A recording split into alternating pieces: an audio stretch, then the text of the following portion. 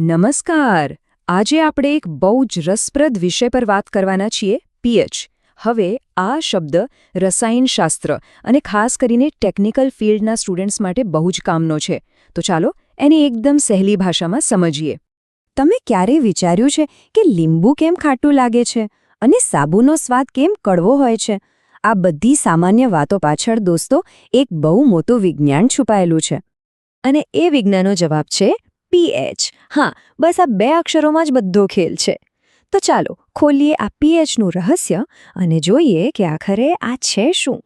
તો સૌથી પહેલો સવાલ, આ પીએચ એટલે શું અને કોણે વિચાર્યું હશે આના વિશે? જુઓ, પીએચનું આખું નામ છે પોટેન્શિયલ ઓફ હાઇડ્રોજન. થોડું અઘરું લાગે છે નહીં, પણ સિમ્પલ ભાષામાં એ ફક્ત એટલું જ માપે છે કે કોઈપણ પ્રવાહીમાં હાઇડ્રોજનના આયન કેટલા છે, બસ આટલું જ. અને એના પરથી જ નક્કી થાય છે કે કોઈ વસ્તુ એસિડિક છે એટલે કે ખાટી, કે પછી આલ્કલાઇન છે એટલે કે કડવી. આની પાછળ પણ એક મસ્ત કહાની છે, જે એક 1909ની વાત છે. સોરેન્સન નામના એક વૈજ્ઞાનિક હતા. એમને એકદમ સચોટ રીતે એસિડિટી માપવી હતી અને એમણે આ પીએચનો કોન્સેપ્ટ દુનિયાને આપ્યો. અને તમને ખબર છે, આ નાનકડી પણ ક્રાંતિકારી શોધ માટે એમને નોબેલ પુરસ્કાર પણ મળ્યો હતો. કેટલી મોટી વાત કહેવાય! ઓકે, તો હવે આપણે પીએચનો મતલબ તો સમજી ગયા, પણ એને મપાય કેવી રીતે? એના માટે આવે છે પીએચ સ્કેલ. આ જે સ્કેલ છે ને, એ 0થી શરૂ થઈને 14 પર પૂરો થાય છે. આટલી નાની રેન્જમાં જ આખી દુનિયાની વસ્તુઓની એસિડિટી અને આલ્કેલિનિટી સમાઈ જાય છે. હવે આ સ્કેલનો હીરો છે નંબર 7. યાદ રાખજો, જે કાંઈ પણ 7ની નીચે છે એ બધું એસિડિક, અને જે કાંઈ 7ની ઉપર છે એ બધું આલ્કલાઇન, જેને આપણે બેઝિક પણ કહી શકીએ.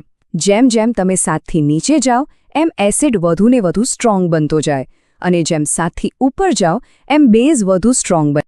તો પછી એ 7નું શું? જેનો પીએચ બરાબર 7 હોય એ એકદમ ન્યુટ્રલ કહેવાય. મતલબ કે ના તો એસિડ ના તો બેઝ. અને આનું સૌથી બેસ્ટ ઉદાહરણ કયું? આપણું શુદ્ધ પાણી. સારું, અત્યાર સુધી તો બધું સહેલું લાગ્યું, બરાબર? પણ હવે આવે છે આ સ્કેલનો સૌથી રસપ્રદ ભાગ. આ કોઈ સામાન્ય ફૂટપટ્ટી જેવો નથી કે એક પછી બે આવે.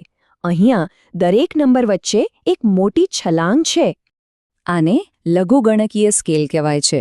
ચાલો સમજીએ. ધારો કે કોઈ વસ્તુનો પીએચ 7 છે અને બીજીનો 6. તો જેનો પીએચ 6 છે ને એ 7વાળા કરતાં 1 ગણો નહીં, પણ પૂરા 10 ગણો વધુ એસિડિક છે. હવે એનાથી પણ એક સ્ટેપ નીચે જઈએ, પીએચ 5 પર, તો એ 6વાળા કરતાં 10 ગણો અને 7વાળા કરતાં 10 ગુણ્યા 10 એટલે કે 100 ગણો વધુ એસિડિક કહેવાય. જોયું? ખાલી 1-2 નંબરનો ફરક કેટલી મોટી અસર કરે છે. ચાલો હવે થોડું પ્રેક્ટિકલ નોલેજ લઈએ. આપણે રોજ જે વસ્તુઓ વાપરીએ છીએ એનો પીએચ શું હોય છે, જોઈએ. આ જુઓ, લીંબુનો રસ, એનો પીએચ છે 2. કેટલો બધો એસિડિક છે. બીજી બાજુ દરિયાનું પાણી થોડું આલ્કલાઇન છે, લગભગ 8 પર.